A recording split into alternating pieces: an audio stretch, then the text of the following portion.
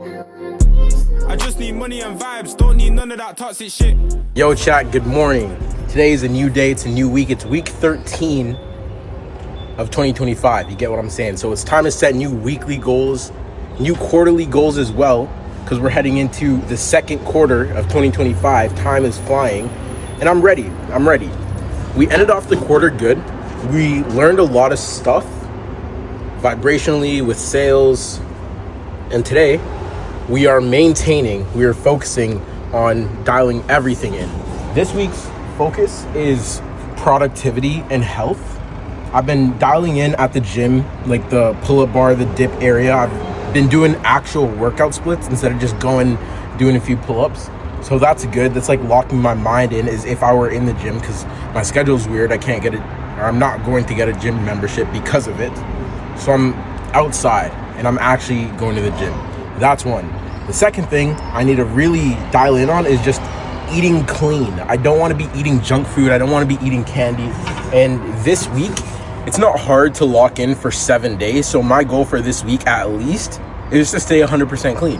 And that might also be my goal next week. But just for the week, staying clean, eating clean will not be too hard. And then I also do want to have I want to watch productivity routine videos, and not just routine videos, to stay productive throughout the day, just so when I am dialing, I'm dialing efficiently and productively.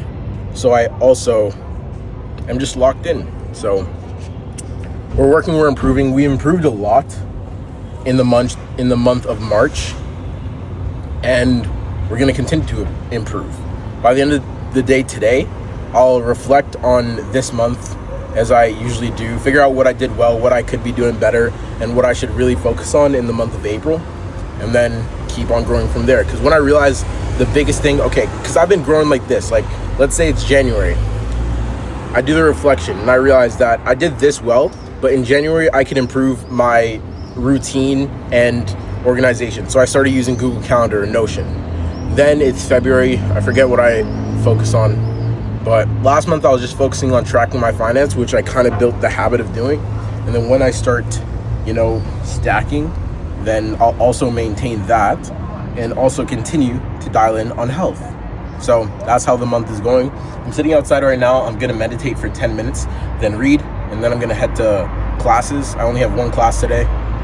Don't really feel like heading to class, but I still need to go. Let me get to the meditation. I'll catch you throughout the day. All right, so I just finished reading and I need to head to school soon, but I'll give you an update on what I've been reading. Parallel Universes of Self by Frederick Dodson. I finished chapter 6, 7, and I just finished chapter 8, but I just haven't given you updates since. So let me get into chapter 6. Chapter 6, the chapter is called Timelines and Timelessness. Timelines and Timelessness, basically talking about time. And the notes that I took here is that consciousness is infinite. You only perceive it to be within your body because it identified your body as a vehicle of perception. The idea of your higher self creates separation. That last note I could tie it into time, because the idea of your higher self creates separation, because it's not your current self, it's your higher self, and they're two different things. But when talking about time and materialization and this vibrational alignment things, your higher version of yourself is yourself right now. Just feel how they would feel in the present moment, and that reduces that separation. So they're now not two separate things, like you and your higher self. You are your higher self, so you are one. So that closes in on the time that it takes to get there. That's chapter 6. In chapter 7, it was called Viewpointing, no sauce. Chapter 8 I just finished. The title of the chapter is called Emotion and Reality. And then the notes are as follows. Emotion equals energy and motion, and that is the language of the soul. Energy and motion is like a vibration. It's the language of the soul. A mirror won't smile before you do. A mirror won't smile before you do. You could take this in a lot of ways, but the way that I take it is In order for your external to change, which is just the mirror of your internal, you need to change your internal, smile first, and then the external will change.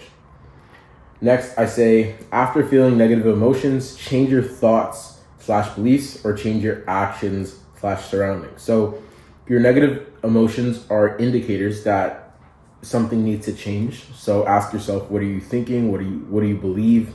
What are you doing? Where are you right now that is causing these negative emotions? And then use those as indicators. Next, we have, do not try to suppress your emotions. Pause reality and meditate to point zero. Do not try to suppress your emotions, pause reality, and meditate to point zero. What is point zero? Point zero is the state of being where you are not reactive to your thoughts and your surroundings. You are the observer within. So once you really get calm, I don't know how to do it. Just try it. If this is something that even interests you, look into how to meditate to get to that point zero. Be completely present in what you truly are, not your ego or your body or whatever. Next, the last note, the feeling of fear is the exact vibratory signature to materialize whatever is causing you to be afraid. The feeling of fear is the exact vibratory signature to whatever is causing you to be afraid, because you feel it as if it was happening now and you're reacting emotionally. Your emotional vibration is on that same alignment of if something bad did happen. And then if you stay in that, then that's the cause. The effect will be something that you fear will actually materialize. So use fear and negative emotions to your advantage. Again, notice, what do you think? What do you believe? What are you doing right now? Where are you surrounded by? What is causing that? And then make a change, because you do not want to materialize what you're afraid of.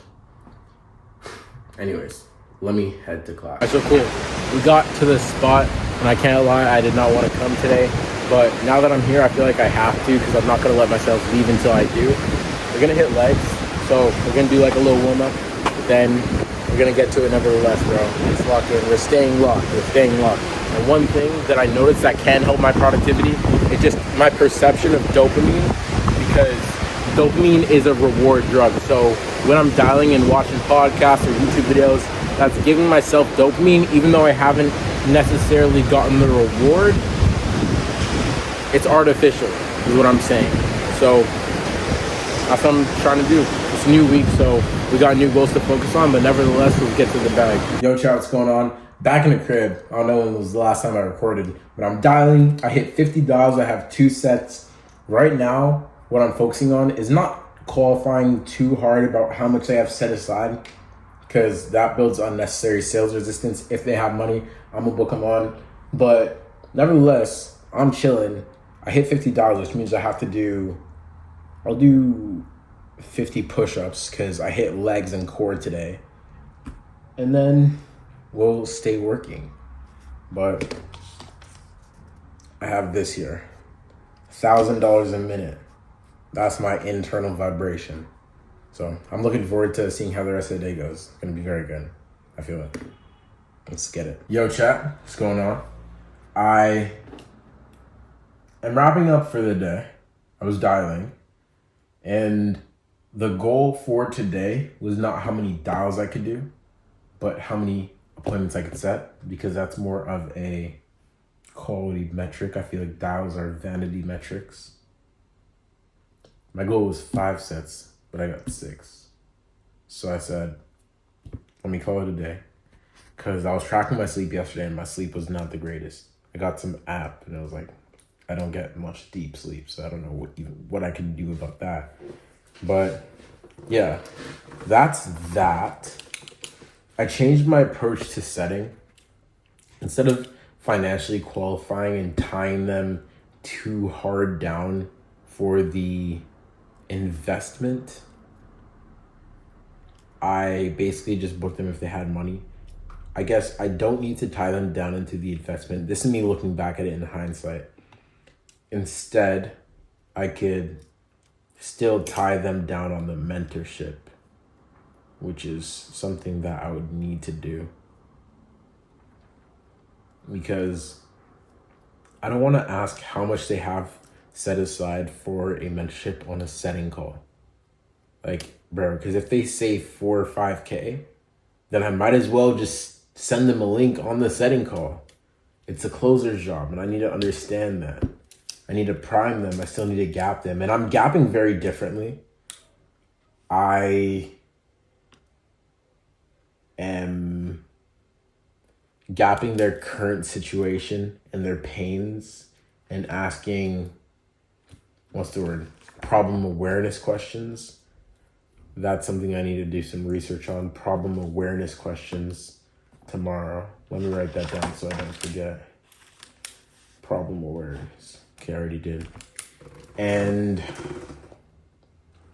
yeah, just need to tie them down to the mentorship. But no calls today. But I just needed to make sure that I stayed on a high frequency. I was dialing a lot. I learned a lot. But yeah, I need a journal. Then head to bed and get some good deep sleep so we can wake up tomorrow with energy.